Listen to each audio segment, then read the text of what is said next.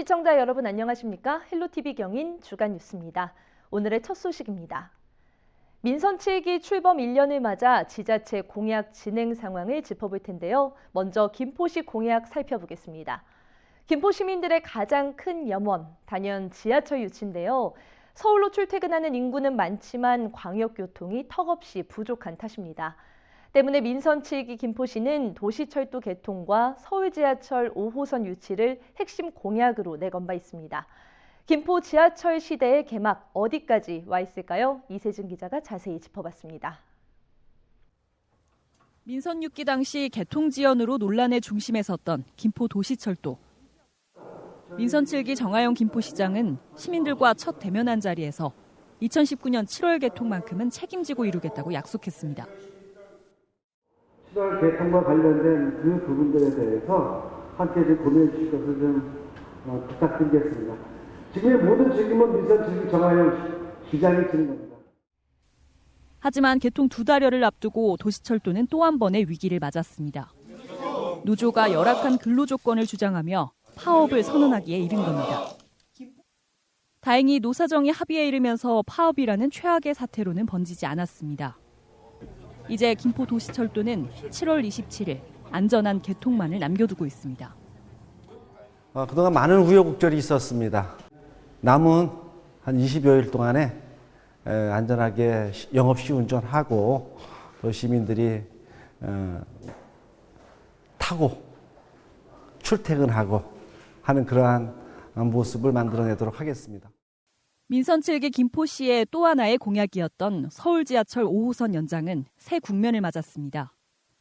그동안 서울 지하철 5호선 유치는 키를 쥐고 있는 서울시와의 협의에서 난항을 겪으면서 제자리 걸음이었던 상태. 다행히 최근 가칭 한강선이라는 이름으로 서울 지하철 5호선 김포 연장안이 국토교통부의 광역교통망 개선 대책에 포함되면서 사업에 대한 기대가 높아지고 있습니다. 하지만 여전히 지자체 간 합의가 관건. 실질적인 지하철 유치까지는 아직 갈 길이 먼 만큼 김포시의 적극적인 대처가 필요하다는 지적입니다. 지금은 자체 평가했어요. 자체 평가는 이제 정상. 왜냐하면 예산이 수반되기 때문에 예산 확보했고 지금 용역 중 여기까지 이제 온 거고요. 그 이후에 진행되는 거는 우리가 이제 용역 평가 보고를 받고 거기에 따르는 이제 우리가 그 기본적인 그 기준에 의해서 아주 냉철하게 판단을 하되 일단 시에서 공직자들이 시민들을 위해서 이런 거 하는 것이니만큼 그 실패 사례가 없도록. 지하철 시대를 코앞에 두고 있지만 어떤 장애물이 나올지 모르는 안개 속에서 항해하는 민선 7기 정하영호. 안개를 걷어내고 교통지옥이라는 오명을 벗을 수 있을지 45만 김포 시민들의 눈길이 쏠려 있습니다.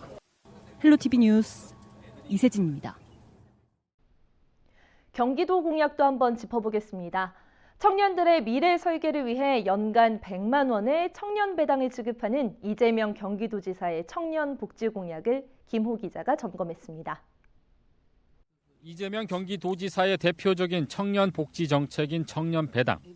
경기도에 거주하는 만 24세 청년에게 1년간 100만 원을 지급하는 제도입니다. 지급 방법은 분기별로 신청자에 한해 지역 화폐로 제공됩니다. 1분기 접수 결과 전체 15만 명 가운데 82%가 접수해 비교적 높은 신청률을 보였습니다. 지역별로는 성남시가 93%로 가장 높았고 부천시는 83%, 김포시는 79%로 나타났습니다. 과거의 청년 복지 제도에 비해서 현재 복지 제도가 체감상 와닿는 것 같다고 생각이 돼요. 직접적으로 이제 구매를 할 수 있고 바로바로 이제 체감할 수 있다는 점에서 되게 긍정적으로 생각하고 있습니다. 그 돈을 안 받으면 알바를 한다거나 부모님한테 지원을 받으면서 준비를 해야 되니까 부담이 2~3배로 늘어나잖아요. 근데 그런 부담 없이 제가 취업 준비를 한다거나 제 진로에만 집중할 수 있으니까 좋은 기회가 될 것 같고 좀 20대들한테 필요한 제도라고 생각을 합니다. 이 같은 관심에도 불구하고 현장에서는 지급 대상을 놓고 여전히 혼란을 겪고 있습니다. 대상자가 만 24세로 국한돼 있고 분기별로 신청을 받다 보니 신청 시기별로 대상자가 바뀌고 있습니다. 이미 지급된 1분기의 경우 2019년 1월 1일이 지급 기준일이어서 지급 기준일 현재 만 24세인 94년 1월 2일생부터 95년 1월 1일생이 대상자입니다. 같은 기준으로 2분기는 94년 4월 2일생부터 95년 4월 1일생이 해당됩니다. 94년 1월 1일생은 민법상 만 25세로 간주돼 하루 차이로 지급 대상에서 제외됐습니다. 대상자를 만 나이로 선정하다 보니 생일에 따라 100만 원을 다 받지 못하고 25만 원에서 75만 원만 받는 대상자도 나오고 있습니다. 1월 1일생이신 분들은 올해 1월 1일을 기준으로 25세가 되어버리시니까 94년생 같은 경우에는 연도 내에 이제 본인 생일이 도래하시면 만 25세가 되셔가지고요. 이제 25만 원에서 100만 원까지 차등 지급을 받게 되는 경우가 생기는데 이제 내년에 앞으로 쭉 사업을 하게 되면은 이런 경우는 이제 더 이상 발생하진 않고 다 전부 다 100만 원씩 받으실 수 있게. 또 1분기에는 3년 이상 연속해서 경기도에서 거주한 청년만 지급 대상자였습니다. 학업 등의 이유로 잠시 타 지역으로 이주한 청년들은 대상에서 제외됐습니다.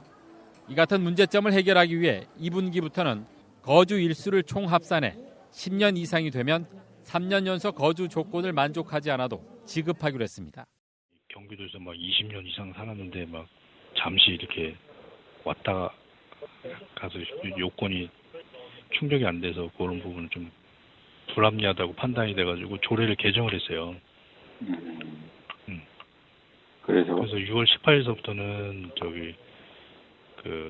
합산 10년 이상도 이제 지원해 줄 수 있도록. 경기도는 1분기 지원 대상인데 신청하지 못한 청년에 대해서는 소급해 지급하기로 했습니다. 또 경기도에 10년 이상 거주하고도 3년 연속 거주 요건을 충족하지 못해 지원받지 못했던 청년에 대해서도 1분기 분을 소급해 지급할 계획입니다. 헬로티비 뉴스 김호입니다. 택시발전법이 시행된 지 2년이 흘렀습니다. 택시기사들의 처우를 개선하기 위해 도입된 법인데요. 그런데 김포의 한 택시회사 기사들 사이에서는 있으나마나한 법이란 불만이 나오고 있습니다. 어떤 이유 때문일까요? 이세진 기자가 심층 취재했습니다.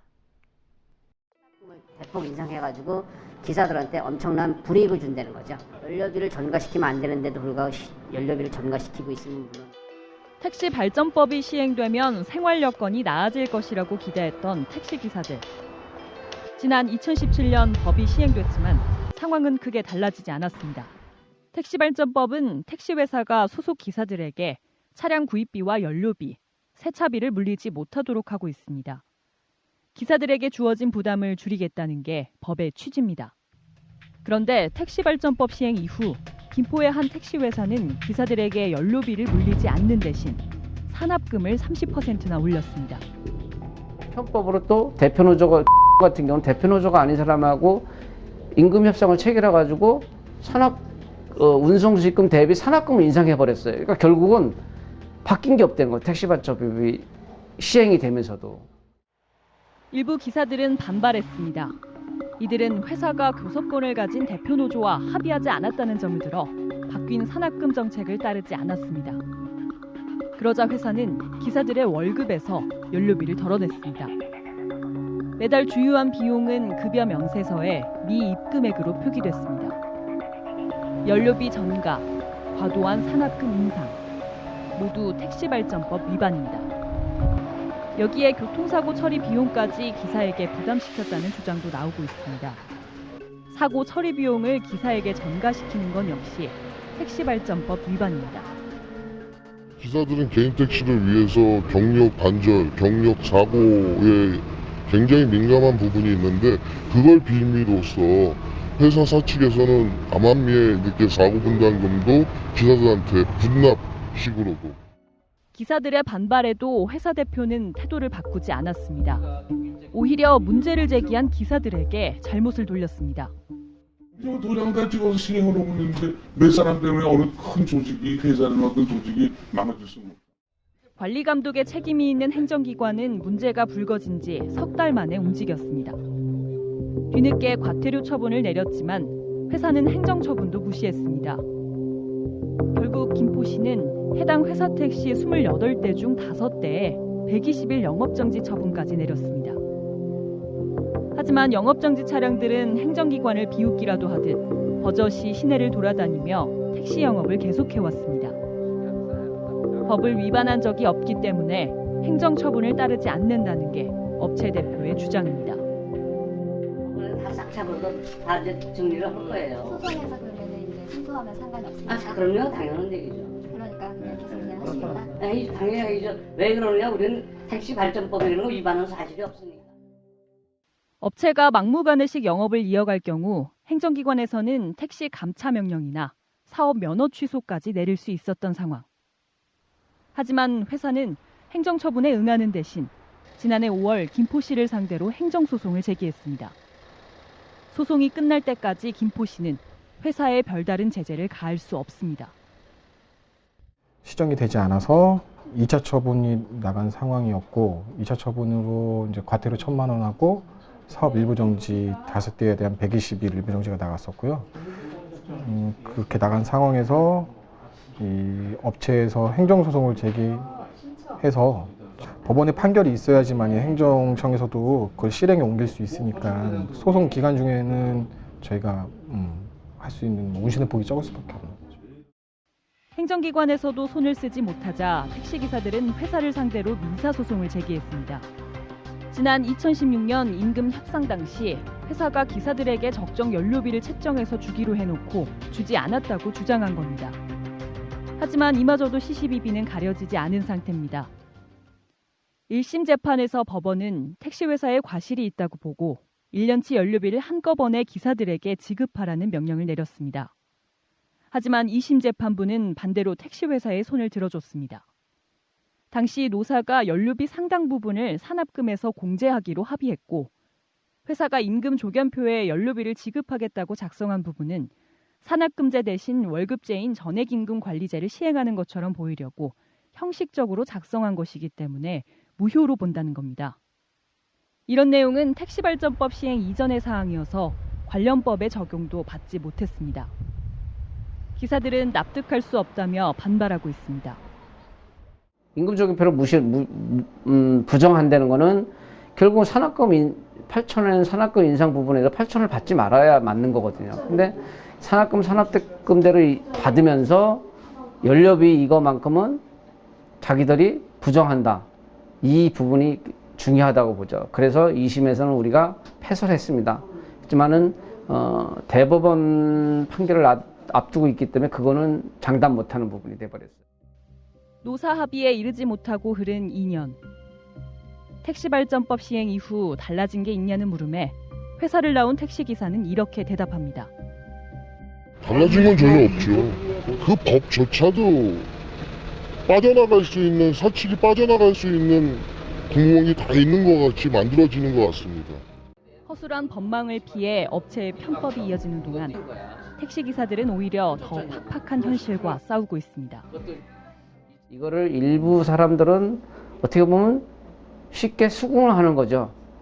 알면서도 불이익을 받을 일이 없음에도 불구하고 뭔가 자신들의 권리를 너무 쉽게 포기한다는 그거죠. 그러다 보니까 회사들은, 사업주들은 그 심리를 너무 잘하니까 그걸 또 악용을 하고 이게 반복되는 거예요. 헬로티비 뉴스 이세진입니다. 김포시가 출근길 김포에서 서울로 향하는 일부 버스 노선에 전세버스를 추가로 투입했습니다. 김포시는 운수업체와 협의를 거쳐 서울 당산역과 김포를 오가는 광역버스 7,000번과 7,100번 노선에서 각각 전세버스 2대와 1대를 더 운영하기로 했습니다. 이번에 추가로 투입된 버스는 평일 출근 시간인 아침 6시 20분과 6시 30분에 차고지에서 출발합니다. 김포시는 또 오는 10일부터 서울역과 김포 구례동을 오가는 M6117번과 장기동과 서강대학교를 오가는 G6000번 노선에도 전세버스 1대씩을 투입할 예정입니다. 오늘 준비한 소식은 여기까지입니다. 헬로티비 뉴스 경위는 언제나 지역 주민 여러분 곁에 있겠습니다. 시청해주신 여러분 고맙습니다.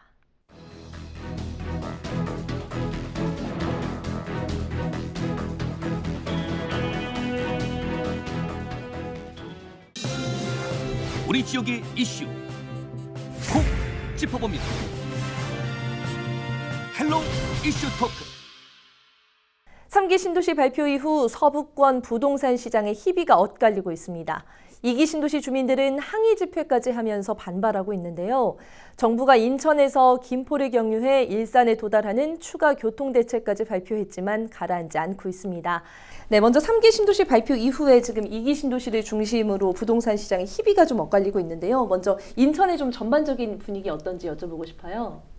뭐 전체적으로 부동산 경기는 뭐 많이 알려진 것처럼 좋지 않아요. 근데 이제 대체적으로 이슈가 되고 있던 청라나 부평이나 계양에서 가까운 데를 제가 잠깐 설명드리면 네. 청라 같은 경우도 거래가 거의 없고 그 호수공원 그 근처의 아파트들만 조금 움직이고 그 외에는 아파트가 움직임이 없고 요즘 이제 오피스텔, 네. 오피스텔이 조금 분양하면서 입주가 시작이 되고 이렇게 해서 그렇게 해서 유지해 나가고 있다고 하더라고요. 그리고 이제 부평 같은 경우는 전혀 진짜 조용하다고 계양은 어떠냐고 오히려 역으로 여쭤보더라고요. 네. 그래서 전체적으로 송도도 조금 지금 입주하는 아파트가 있기는 한데 그전에는 입주하기 전에 전매도 하고 뭐도 하고 했는데 네. 지금은 그 정도도 아니고 거기도 조용하다고 하고. 그럼 최근 거래는 좀 이루어지고 있는지 뭐 거래 가격이라든지 뭐 이런 변화가 좀 있어요, 김포는? 뭐 지금 어느 지역 할 거 없이 부동산의 거래는 실종이라고 생각을 합니다. 네. 우선은 작년도에 그 많은 부동산 거래와 또 가격 상승이 있었죠. 네. 그러나 뭐 아시겠지만 작년도 부동산에 관한 그 정부의 그 잇따른 그 발표, 네. 투기적 발표라든가 금융에 대한 그 규제 발표라든가 또 이어서 3기 신도시에 대한 추가 공급 물량까지 늘렸기 때문에 네. 금년 들어서는 뭐 거의 거래가 실종된 부분이죠. 가격은 대신에 현재 고정된 상태고 네. 굳이 가격을 얘기한다면은 작년도에 같은 경우에 그 20평대, 네네. 20평대 뭐 그 아파트 같은 경우는 한 1억대 이상, 2억 한 6천대에서 3억 초니까 한 1억대는 올랐다가 지금 사실은 보합세 상태로 있는 그런 상태에 있습니다. 그러면 계양으로 이제 뭐 관심을 두시는 분들은 보통 어떤 지역에서 좀 오시는지 궁금해요. 서울에서 제일 많이 오고요. 예.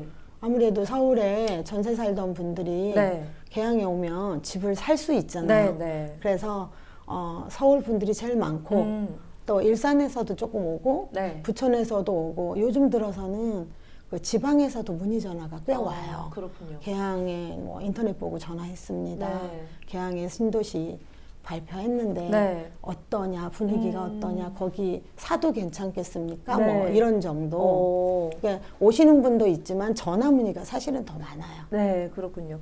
지금 뭐 김포 같은 경우에는 사실 뭐 마곡 수요를 좀 대거 흡수하는 그런 분위기도 좀 보였었는데 사실 이거 뭐 김포보다 조금 접근성이 더 좋아진 게 이제 계양이나 뭐 부천 이번에 3기 신도시로 지정된 곳이란 말이죠. 그러면 3기 신도시는 좀 서울 서부권 수요층을 흡수할 수 있을까? 정말 정부 계획대로 서울 집값을 잡는 데 좀 도움이 될까? 어떻게 보세요, 최남선 지회장님은? 네, 그렇습니다. 저희 김포 같은 경우는 마곡 지역의 수요가 많이 흡수된 편이죠. 네. 그런데 지금 작년에 발표한 그 3기 신도시 중에 네. 그 계양지구 같은 경우는 우리가 그 테마로 위한 그 인천 테크노밸리의 그 첨단 산업단지가 같이 조성되는 네. 그런 아파트의 그 단지로서 그 신도시가 발표가 됐지 않습니까? 사실 이것은 어떻게 보면 김포 지역에 비교해서 사실 굉장히 우위적인 그런 어떤 것이다. 왜냐하면 네. 김포 신도시 같은 경우는 어떻게 보면 베드타운의 형태로서 그것이 형태였지만 네.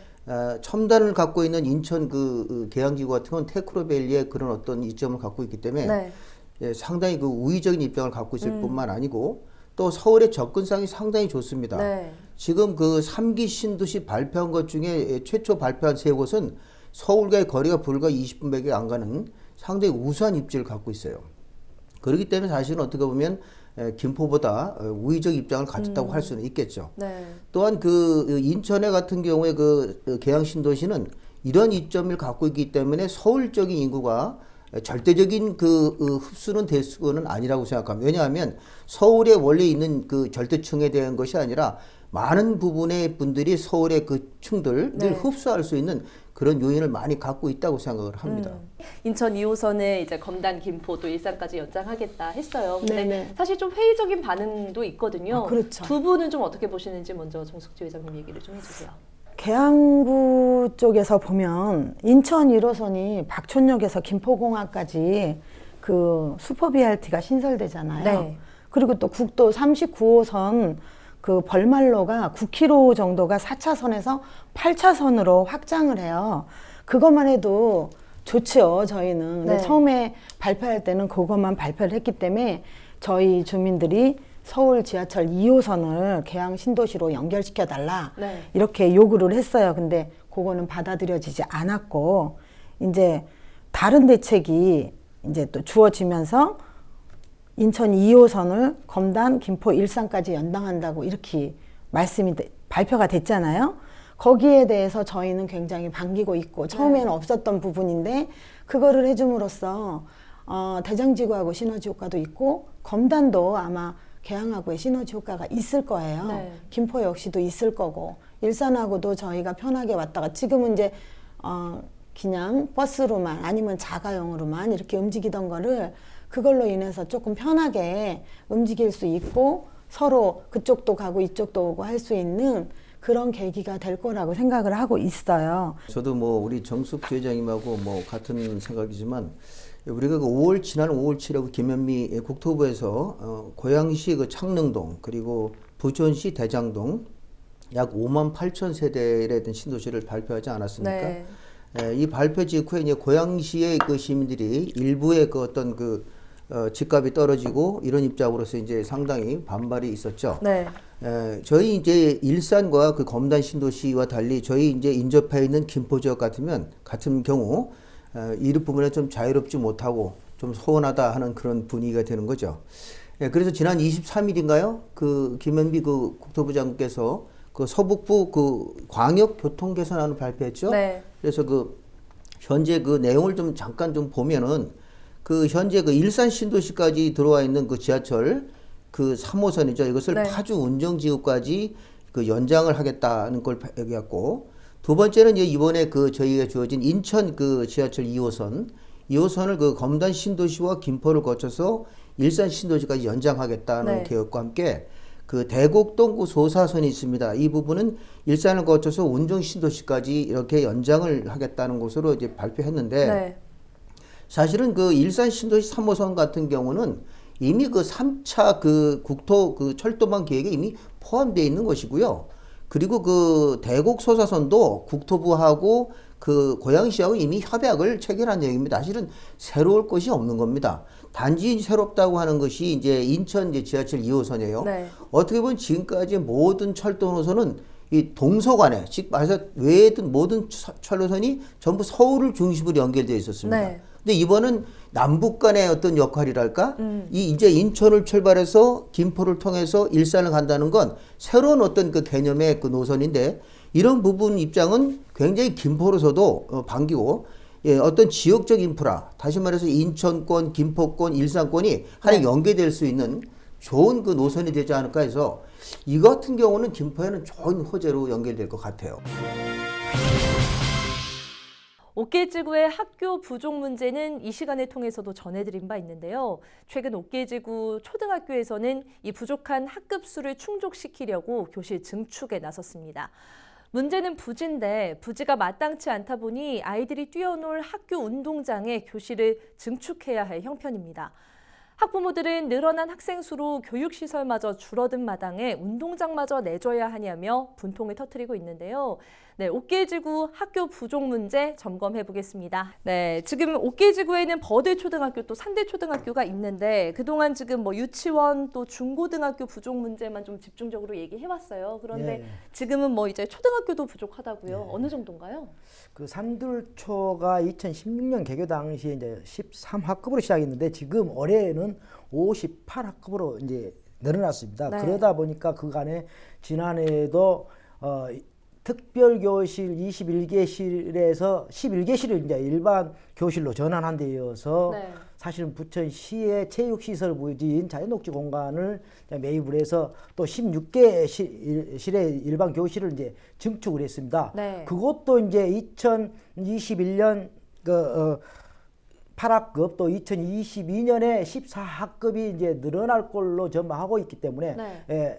여전히 이제 교실이 이제 부족한 걸로 이제 예상을 하고 부천시 교육청은 거기에 지금 그 운동장이나 그 주변에 학교 주변에 어떤 자연녹지 공간을 매입을 해서 또 교실을 증축을 해야 된다라고 지금 검토를 하고 있습니다. 사실 뭐 교실이 부족한 것도 문제인데 그걸 또 이제 운동장에 증축하면 운동장이 줄어드는 것도 좀 달갑진 않을 것 같아요. 학부모들 반응은 좀 어떤가요?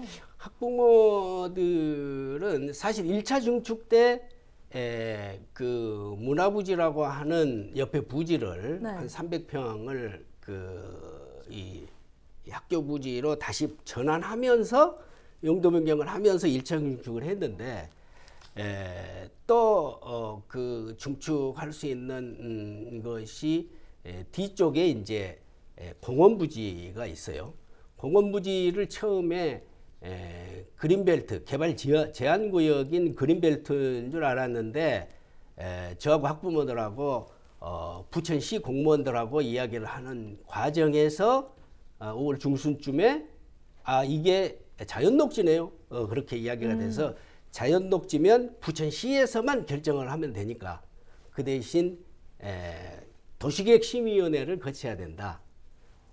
부천시장님의 의지와 관계없이 도시계획심의위원회가 책상에서만 잘못 심의를 해가지고 안 된다고 이야기하면은 문제가 있으니 도시계획심의위원회를 설득할 수 있는 여러 가지 자료들을 모아가지고 하고 있어요. 거기가 그 옥길 지구가 전체적으로 개발을 할 때 자연녹지가 18% 이상이면 되는데 네. 현재는 그 옥길 지구만 해서 한 29% 되고 있는 상태예요. 네. 그래서 자연녹지를 일부 좀 이렇게 한 200~300평 훼손하더라도 거기가 좀 필요하면 해야 되겠다. 지금 지난번 같은 경우에 부천은 좀 단일 학군이라서 학군을 나눠야만 네, 이제 오길동의 고등학교 신설이 가능하다 이건데 좀 시 차원에서 이 학군을 좀 나눌 가능성이 있습니까? 저는 없다고 보여지거든요. 사실은 뭐 이제 단일 학군이고 이제 학군도 대부분 이제 부천도 이제 근거리 배정 원칙이에요. 네. 이제 근거리에 다 배정하고 남았을 경우 모자랐을 경우에 이제 좀 더 먼 거리로 통학을 하게 되는데 지금 이제 옥길 신도시 같은 경우는 현재 어떤 그 고등학교 학생들이 설립할 수 있는 학생 수를 충족하지 못하고 있기 때문에 네. 충분히 아직은 멀었다. 시간 문제이지만 아직은 멀었다라고 이제 보고 있고 네. 이번에 중앙투자심사위원회에 올렸으면 사실 이제 부적격 나올 가능성이 있었답니다. 그냥 부적격 나오면 다시는 상정을 못하기 때문에 이제 네. 개수중학교도 이제 부적격이 안 나오고 이제 재검토가 나왔기 때문에 다음에 이제 상정해도 이제 다시 이제 그 투자심사가 이제 통과될 가능성이 있는데 이제 고등학교 문제는 충분히 이제 그런 것들이 있었기 때문에 상정을 안 했고 나중에 이미 부지는 지정돼 있었기 때문에 충분히 그것은 시간 문제다. 언젠가는 해결되기 때문에 충분히 옥길 지구의 고등학교 설립은 문제가 없다라고 보고 있고 또 근거리 배정을 하고 있기 때문에 일부는 먼 거리에 어떤 그 통학을 해야 되나 어떤 불편함도 있겠지만 네. 충분히 다른 지역의 어떤 학생들도 뭐 중동 신도시 학생들도 오정동의 어떤 고등학교를 가는 어떤 경우들이 많이 있거든요. 네. 그렇기 때문에 그건 충분히 뭐 학부모들 입장에서 그 불편을 감수해야 되지 않겠느냐 그런 생각을 하고 있습니다. 네, 좀 우리가 이제 지난번에 언급도 했지만 고등학교 부지는 있는 상황이잖아요. 이 부지를 그러면 어떻게 활용하겠다 이런 방침은 좀 세워졌습니까, 의원님? 이 고등학교 설립을 아직 확정한 상태가 아니기 때문에 네. 이 부지를 조만간에 확정을 하지 않으면 LH에서 그 부지를 매각할 우려도 있게 된다. 그래서 그런데 이제 그 고등학교를 설립하려면은 그래도 4~5년 이상 걸려야 되기 때문에 네. 지금부터 그 부지 그 고등학교를 설립할 네. 결정을 뭐 한 1년 내에는 좀 해야 되지 않겠느냐 이런 생각인데 어쨌든 교육청 아직 경기도 교육청은 단일학군에서 옥길지구의 그 고등학생을 부천 전체로 이 배정을 하면 교실이 부족하지 않다라고 이제 그렇죠. 이야기를 전체적으로, 하니까 예. 그렇지만 제가 그 이재정 교육감한테 2주 전에 이제 질문을 했어요. 네. 이 경기도 교육청에 이야기를 했더니 면적상 의왕이나 군포하고 비슷한데 네. 53.9 예, 제곱킬로미터인가? 네. 그 비슷한데 왜 그러느냐? 뭐 이렇게 해서 의왕하고 부천은 인구수가 4배, 5배요. 4.5배. 네. 의왕은 15만인데 그래서 우리가 85만인데 따라서 등하교 시간이 좀 멀리 저 서부 쪽이나 북부 멀리 가게 되면 1시간 반 이상씩 막 걸려버리니까 안 네. 된다. 그리고 4, 5년 뒤에는 고등학교 전체의 학생 수의 10%가 옥길지구에 있는 거예요. 네. 그래서 이 학생들이 너무 막 흩어지면 일부 학생들은 또 너무 등하교 시간이 길어지니 지금 있는 이 부지가 있으니 옥길 고등학교를 설립해야 한다.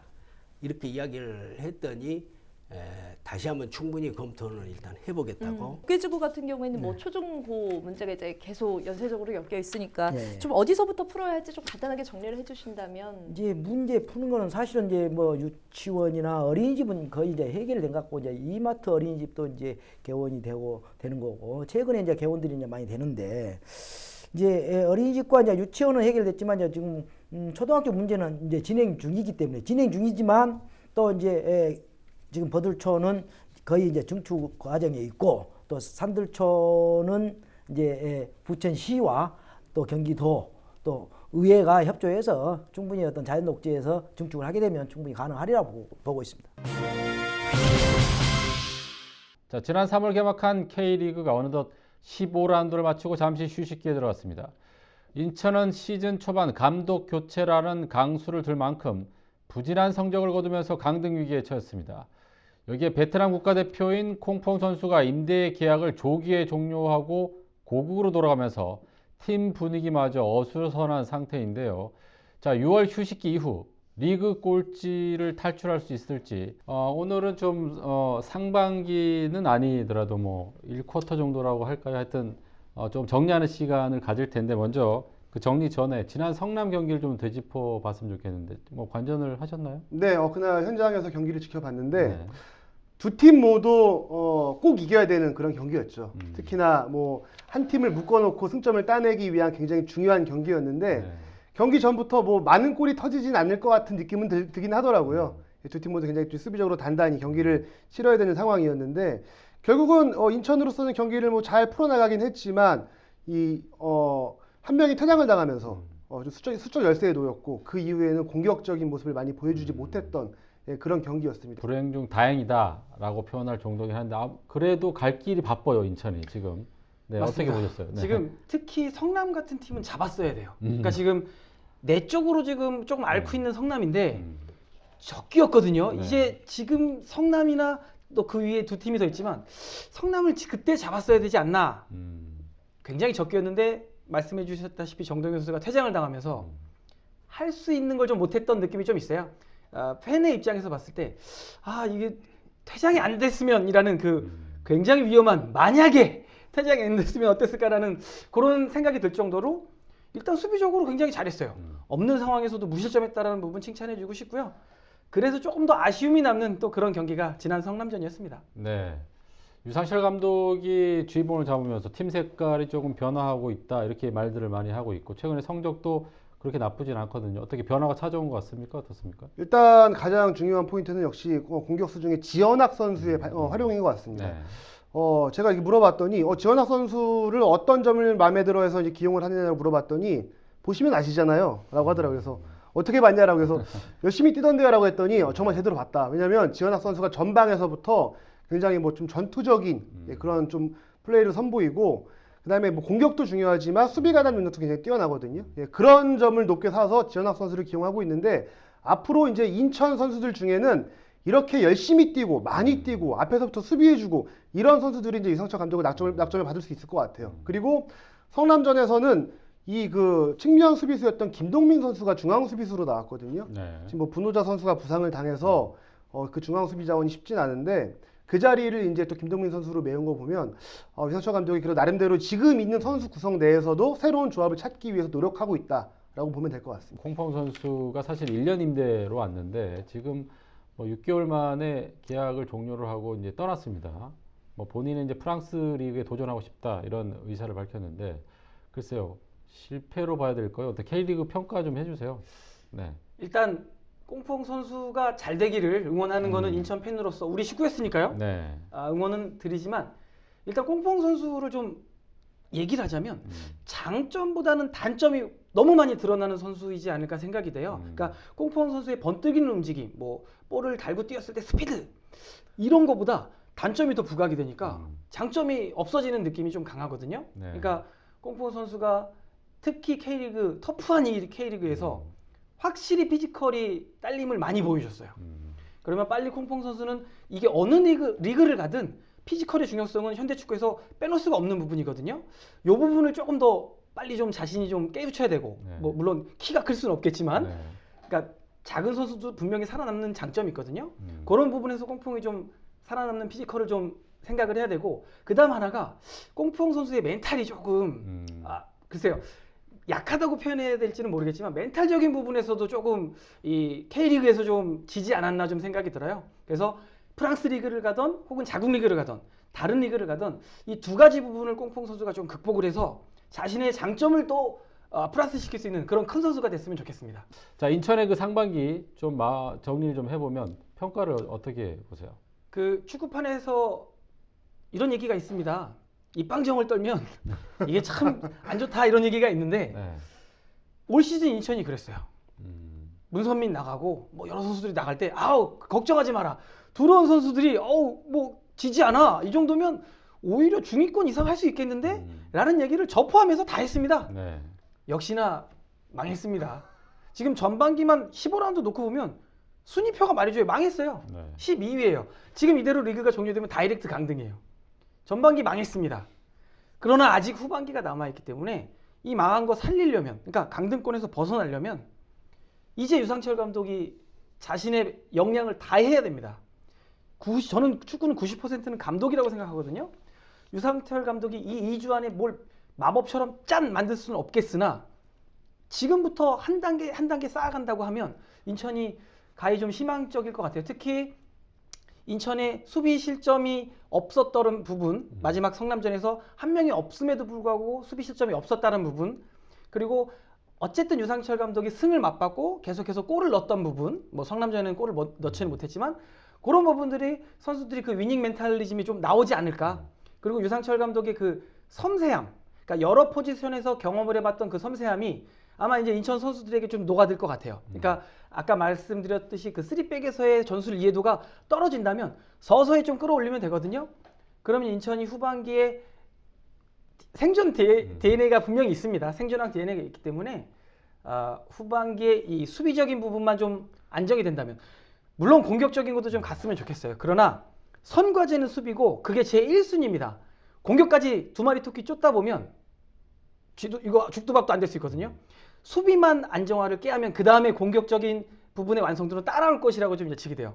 수비가 우선입니다. 네, 제가 첫 방송 때 올해 AFC를 갈 수도 있겠다라고 이제 예언을 했는데 뭐 아직까지 진행 중이긴 하지만 조금 숙연해지고는 있습니다. 네. 자, 이 휴식기에 들어갔는데 어떤 부분을 지금 좀 보강을 해야 될까요? 그러니까 인천이 별명이 생존왕이잖아요. 네, 그러니까 전반기에 정말 경기력이 안 좋고 순위가 떨어져도 인천은 살아남을 거야라는 그런 믿음이 항상 사람들은 있습니다. 그리고 실제로 지금까지 그걸 다 지켜왔잖아요. 그런데 지금까지의 경기력만 봐서는 올해는 이거 좀 위태로울 수도 있겠다라는 생각이 들 정도로 경기력이 좀 실망스럽긴 했습니다. 근데 인천이 항상 그걸 어떻게 극복했냐면 많이 뛰고 끈끈한 플레이를 펼치고 그리고 마지막까지 포기하지 않고 그다음에 경기 끝나고 나서 보면 인천 선수들은 다 그라운드에 누울 정도로 정말 체력을 다 썼거든요. 근데 최근 들어서의 뭐 시즌 전반기의 모습을 보면 그런 느낌이 많이 없었어요. 그래서 뭐 유상철 감독이 문 전지훈련에 가서 이런저런 뭐 전술 조합이라든가 이런 것들을 많이 고민하겠지만 가장 중요한 거는 선수들이 우리는 올해도 살아남을 수 있다라는 그런 좀 믿음을 가지고 좀 끈끈한 플레이를 하고 그다음에 팬들한테 실망감을 안겨주지 않는 플레이를 하는 그런 좀 약간 정신적인 면을 좀 다듬을 필요가 있어 보입니다. 자, 이슈토크 오늘은 여기까지입니다. 시청해주신 여러분 고맙습니다.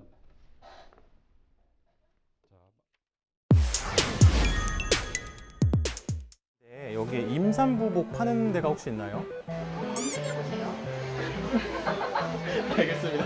이것도 똑같이 생겨가지고 이걸로는 알 수가 없는데 똑같이 생겼습니다, 길이.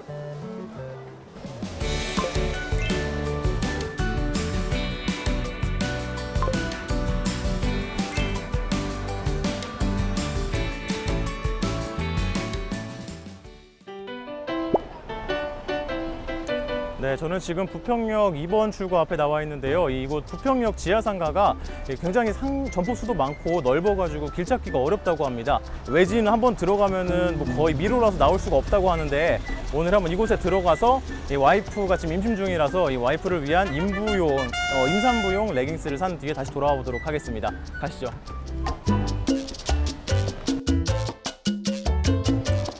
여기 지하상가가 여기 있네요.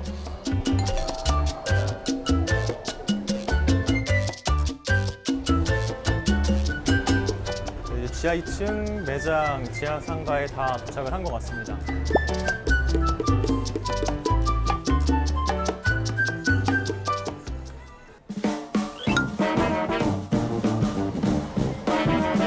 지금 지하 상가에 들어왔는데 길 한번 찾아보도록 하겠습니다.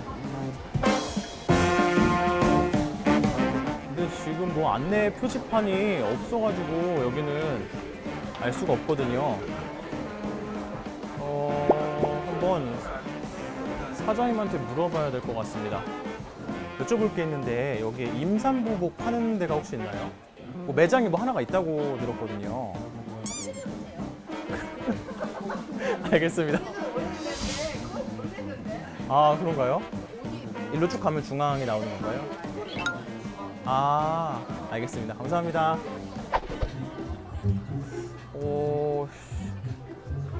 다 똑같이 생겨가지고 이거 뭐 어디로 가야 될지 모르겠습니다. 똑같이 생겼습니다, 길이.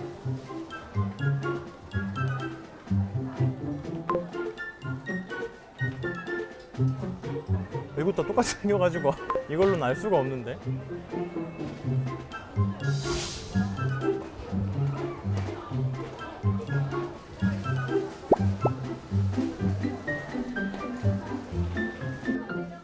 임산부복 파는 데 찾고 있는데 어디로? 네, 어디냐면요. 측에 아. 끝에서 한 두 번째나 세 번째 가게에 있어요. 거기 가시면 돼요. 사실 여기 근데 길이 되게 넓잖아요. 네. 뭐 잘 찾는 방법 같은 거 있나요? 여기 지하상가에 보면은 이제 번호 출구가 있어요. 이 번호 알면은 찾기가 쉬우세요. 여기서 그럼 만약에 처음 오는 분들이 막 어떤 상가를 찾으려고 하면 어떤 방법으로 찾는 게 좀 편한가요? 이런 어디 지하상가인가 여기가 신부평이고 이 위에가 성일로 지하상가 그다음에 또 중앙 지하상가 대하 지하상가 닌자 역사 이렇게 5개가 돼 있어요. 아, 그거 5개가 알면 예. 좀 찾기 쉽죠. 그리고 그 페이스북에 모둠을 아마 치면 나와 있을 거예요 아마. 네. 페이스북 앞쪽에 나와 있는 거죠. 알겠습니다. 감사합니다. 그 아래로 내려가시면 돼요. 네, 감사합니다. 친절한 사장님을 만나가지고 좀 찾기가 쉬워진 것 같습니다.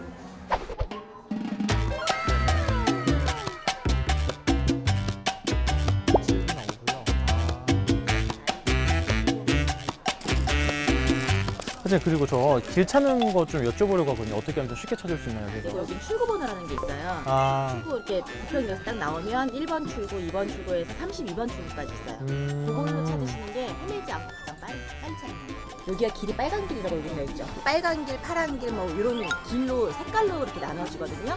그렇게 찾으셔도 괜찮은 거예요. 색깔로 찾거나 아니면은 아니면 출구 번호, 몇 번 출구.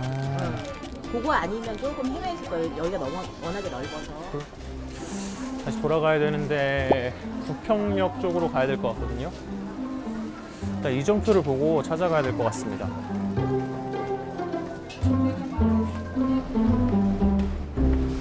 네, 드디어 2번 출구로 나왔습니다. 일단은 목표였더니 와이프 임부복을 잘 샀고요. 일단 제가 둘러봤는데 이 지하상가가 너무 넓어가지고 그냥 들어가면은 이제 진짜 헤맬 수밖에 없는 그런 것 같습니다. 상인분들한테 물어보니까 이 모두몰 페이스북 페이지에 보면은 이 지하상가 지도가 있다고 합니다. 거기에 보면은 지하상가 5개가 다 색깔 있는 선으로 표시가 돼서 좀 찾기 쉽게 돼 있다고 하고요. 그리고 절대 하지 말아야 될 게 이 업체명이나 몇 호 이걸로는 절대 못 찾는다고 합니다. 그러니까 가기 전에 이 출구명을 기억했다가 몇 번 출구로 아예 지상에서 해당 출구로 들어가서 찾는 게 더 좋을 것 같습니다. 어쨌든 상인분들이 말씀해 주신 게 이 부평 지하상가에는 얼굴 미용 빼고는 모든 걸 다 할 수 있다고 하거든요. 머리부터 발끝까지. 한번 와서 쇼핑해볼 만한 것 같습니다.